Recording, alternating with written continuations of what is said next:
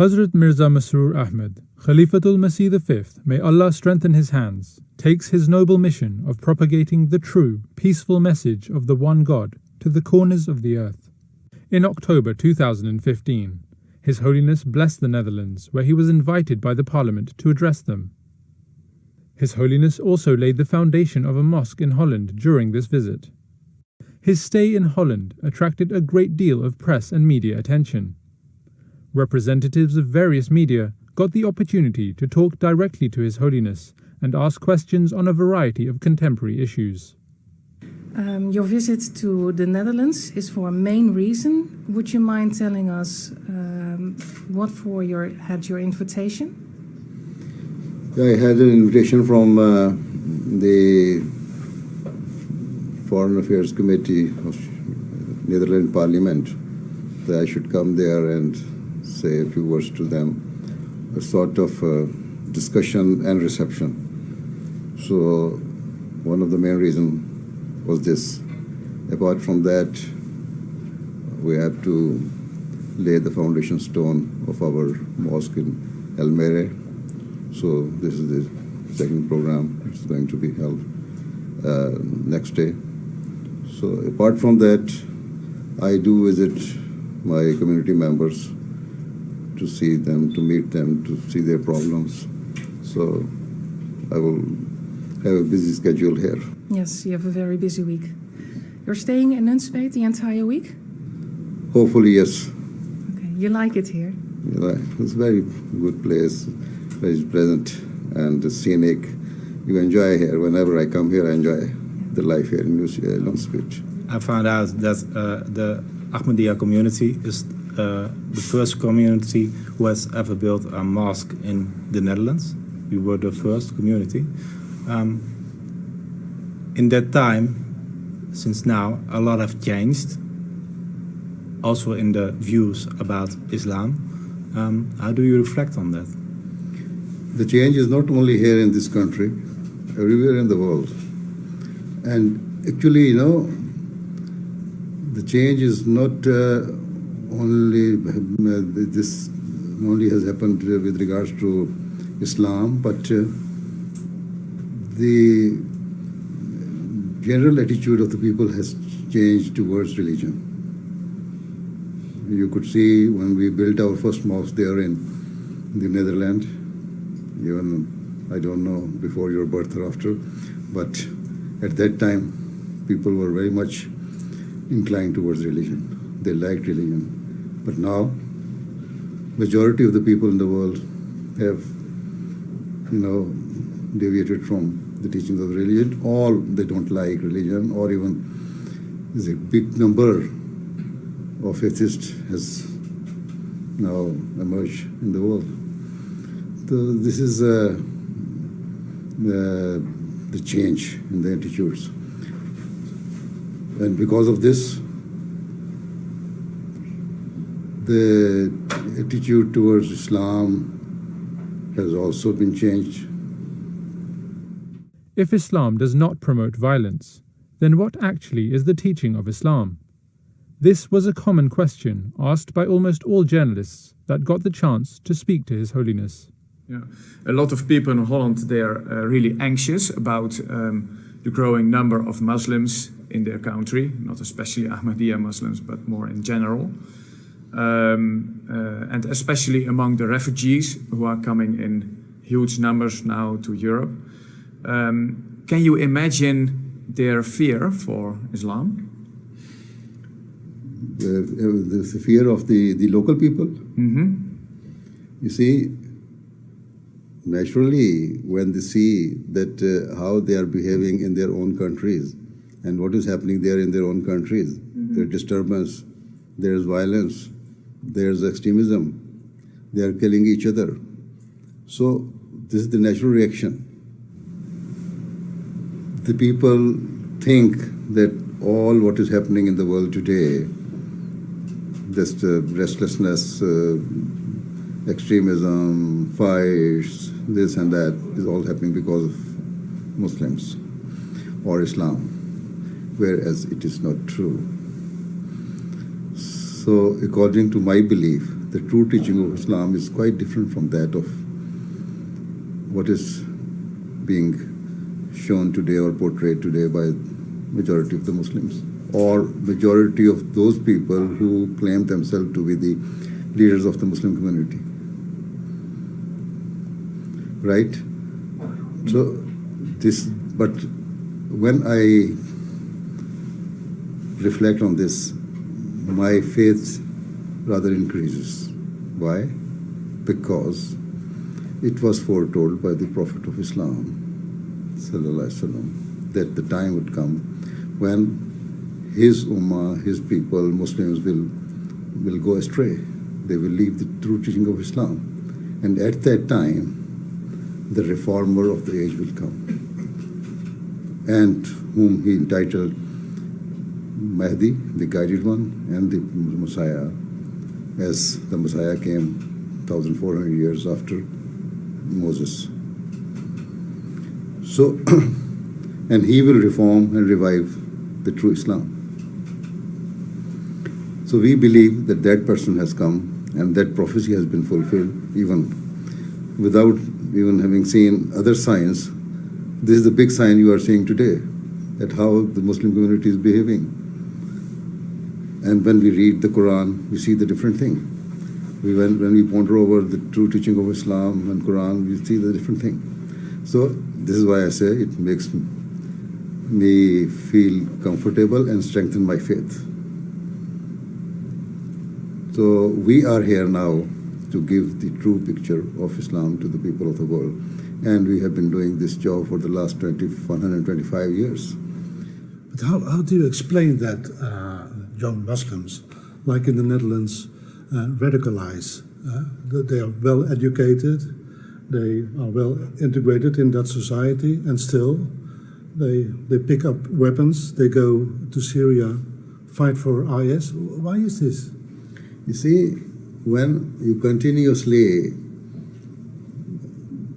give your message, same message, and try to brainwash them, you see, the main role is being played through internet. So when they are sitting there, continuously reading there, they are being asked that your rights are being not given to you in a proper way. You are being deprived of so many things, especially those who are Muslims. See, you are living here in Europe, enjoying the life, whereas your fellow brothers are suffering in their respective countries. And why don't you come out and help them? And even not only that you are enjoying here after 2008 crisis, you see there's huge unemployment here in the Europe as well, right? And not only unemployment, but also the prices have gone up very high. There's recession, and the markets are not stable, and purchasing power has reduced.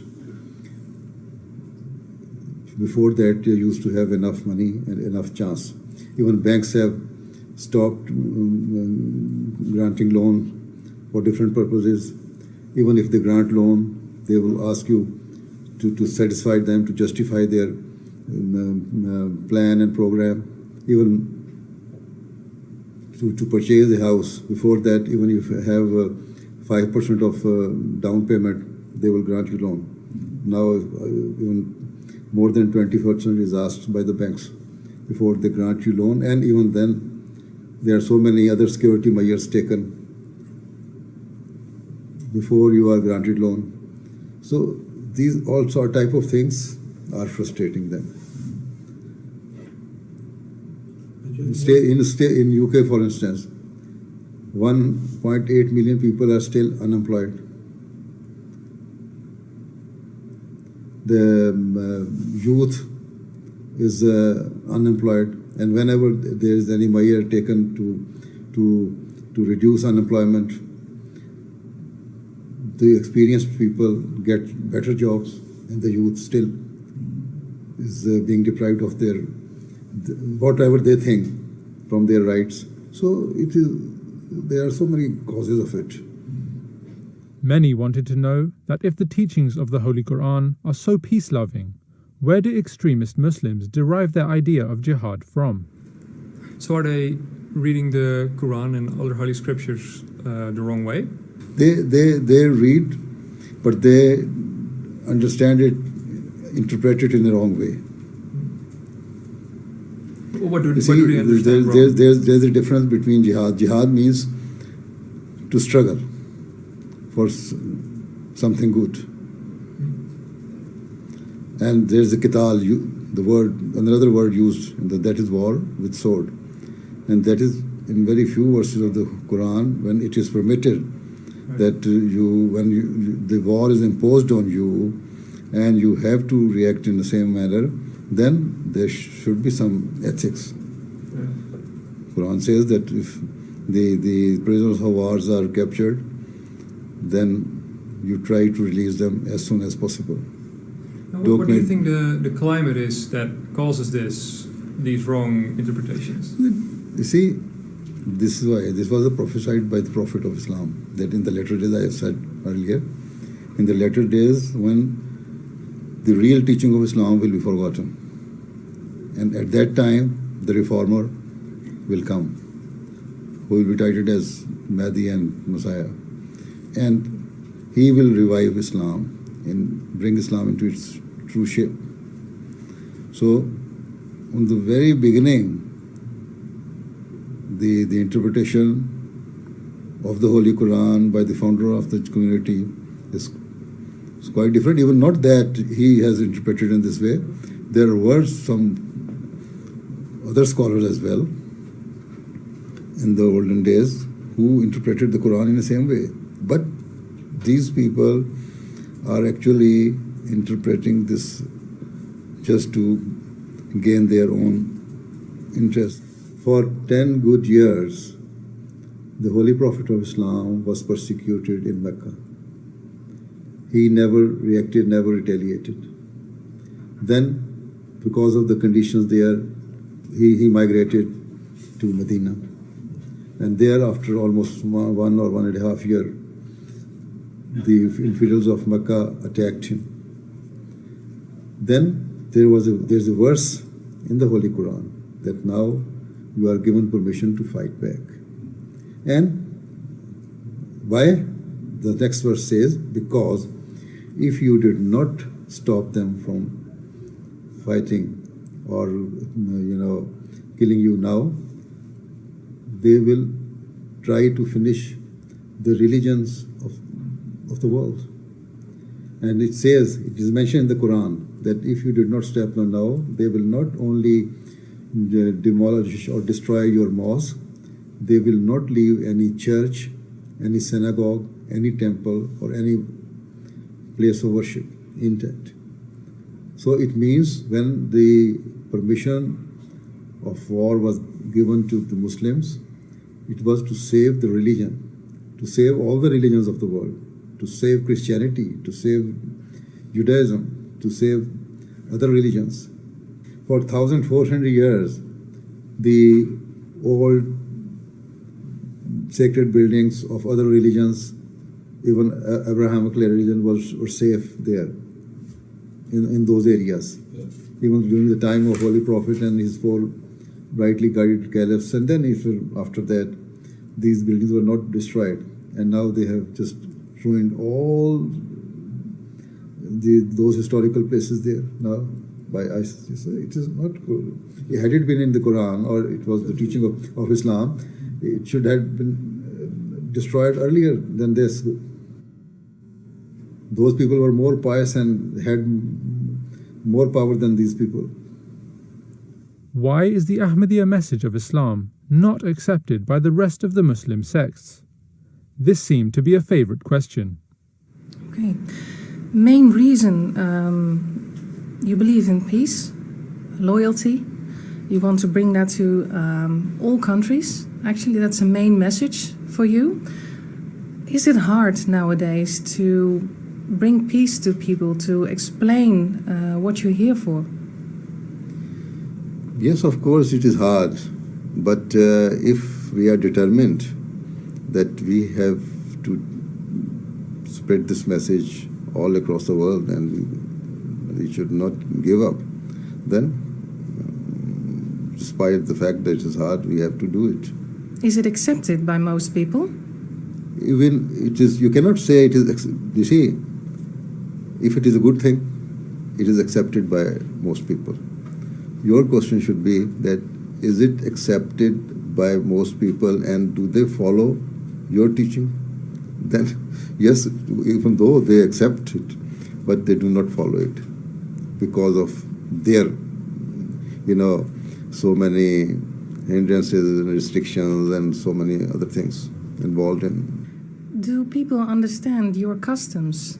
Or do you have to explain it over and over again? Do people accept the fact that you have your own religion, your own acceptations? We Ahmadis have own religion. We don't have our own religion. We believe in the same Islam as was revealed to the Prophet of Islam, peace be upon him. We believe in the same Quran, that holy book which was revealed on the Holy Prophet, to the Holy Prophet. So we don't have anything extra about only the interpretation.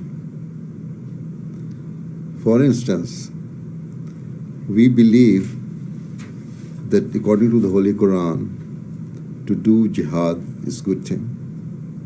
But what type of jihad? The best type of jihad is to reform your inner self first. Then to spread the message of love and peace and harmony. This type of jihad, which is considered jihad in the present days, jihad of sword and extremism, is not a jihad. This is the last type of jihad, with the condition that if Muslims are attacked as a Muslim and they are stopped to practice their religion. I can give you this assurance that any good Ahmadi who is a practicing Ahmadi Muslim will never ever think of going to jihad in this way. His jihad is first to reform himself and then to preach the true teaching of Islam. Like you said a few minutes ago, you don't have you're not being listened to by these other Islamic groups. But right?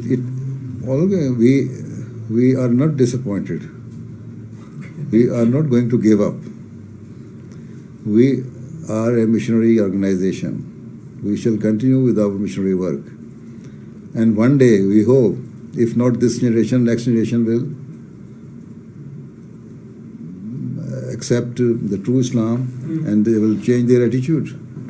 We pray and try that it should happen in our generation. But if not, the next generation will do it. Of course, there are quite a number of people who say that we are joining you because now we see that you are the people who are giving the true message of Islam. And that is peace, love and harmony. And even quite a number of educated people who say that only after seeing the message of love and peace and your behavior, the behavior of majority of Ahmadis towards each other, that has attracted us to join you. No matter what their religious affiliation is, or whether they understood the religion, the depth of the religion or not. But from surface, whenever they see the behavior of Ahmadis, they join us. You're the fast growing Muslim organization in the world? Yes, as an organization, as a community, yes, we are. And if you see, other people may claim that they are fast growing, but they are just confined in their local areas. But our community is an international community and under one leadership, under one banner, and under one slogan. When we say,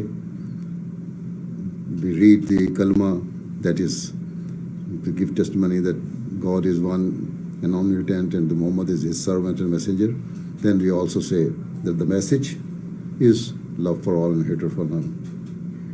The influx of Muslim refugees is a challenge faced by the European nations.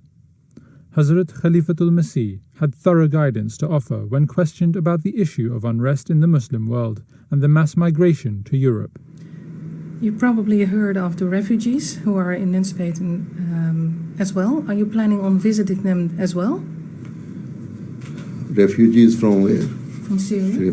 Anyway, I don't know that there are some refugees here in Nunspeet.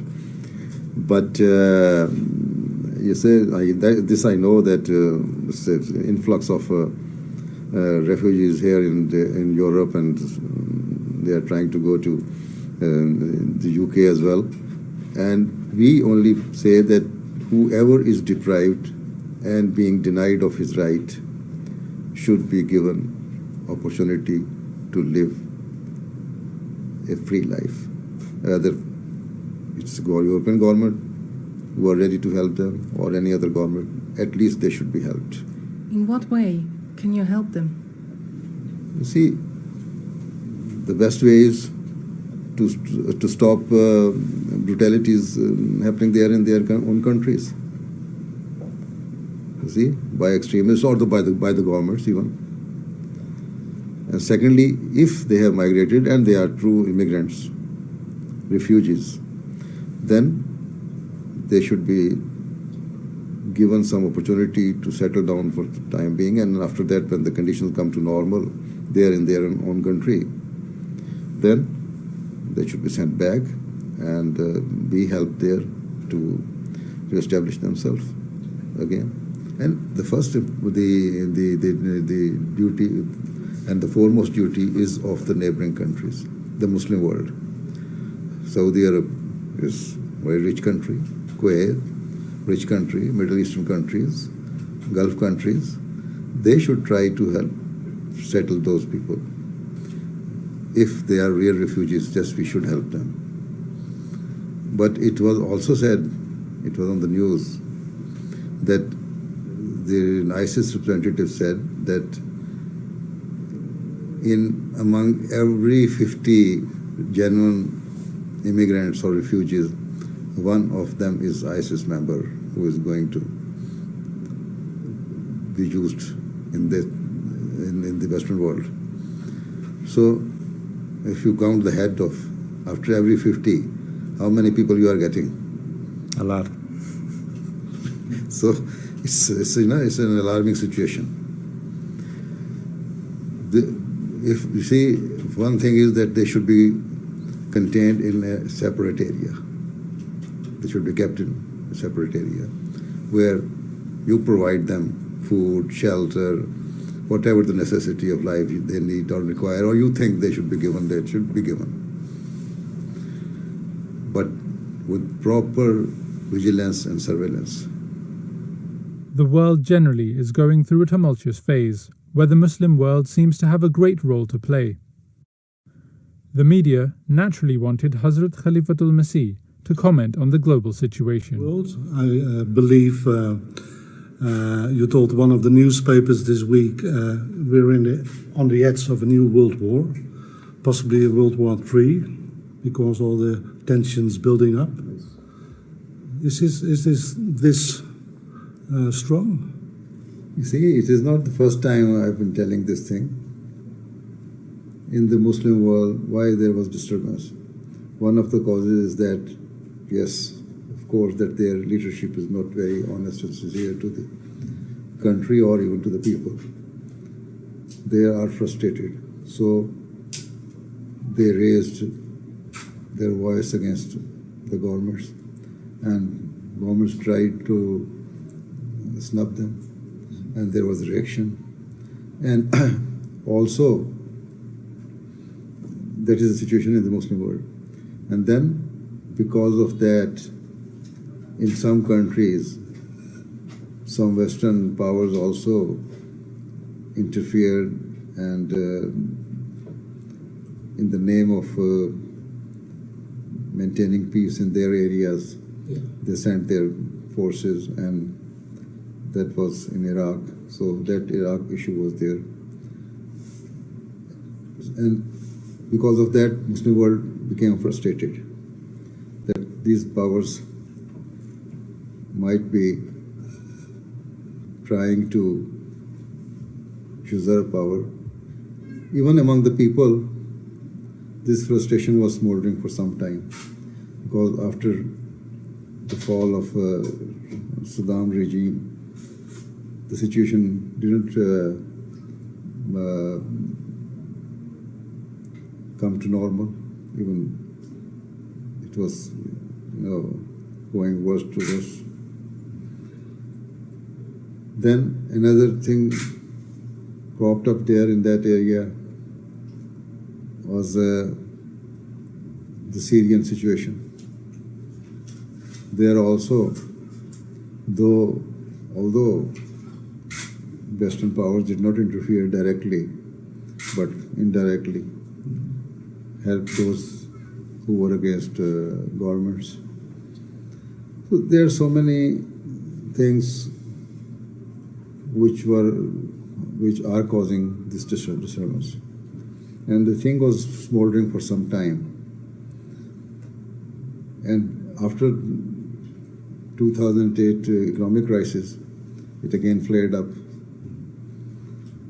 And after that, again you would see that things are getting worse to worse. Yes. How dangerous is it that... And in that area, now you can see war in so many countries, you see, with the existence of this ICE government. Iraq, Syria, Jordan are not safe. And not only this, now there's a new development. Russia now has entered into it, helping the Syrian president. They have started doing airstrikes on the rebels and ISIS both, and other extremist groups as well. They think, or it is said that the ground troops will also be sent there, right? America had been doing it for some time. And after having Russia entered into this, America is also under threat, and they cannot, now they have their own interests. They cannot lose their interest in that region. So war is going to be expanded now. There was the news that during last 4 or 5 months, American army trained the rebels who are fighting against Syrian government. But what happened? After the training finished, almost 300 of them have gone to join Al-Nusra organization. That is another extremist group, right, with all the arms and ammunition and tanks and trucks and tankers, everything. So, what did the American government get out of it? So it's wrong policy. Instead of helping governments, they are trying to help the rebels. If you want to finish ISIS, you will have to help government, as Russia is doing. And again, there is another danger cropping up in that region. So we should be helping Assad. You see, there should be proper strategy. You will have to decide who is the bigger enemy, Assad or ISIS. Which of them is disturbing the peace of the world, Assad or ISIS? That's a rhetorical question. You mean ISIS is the bigger one, so we should support Assad? Anyway, we should support all those groups or governments who can fight with the bigger enemy of the world. Right. Should support the least least evil option. Yes. Mm.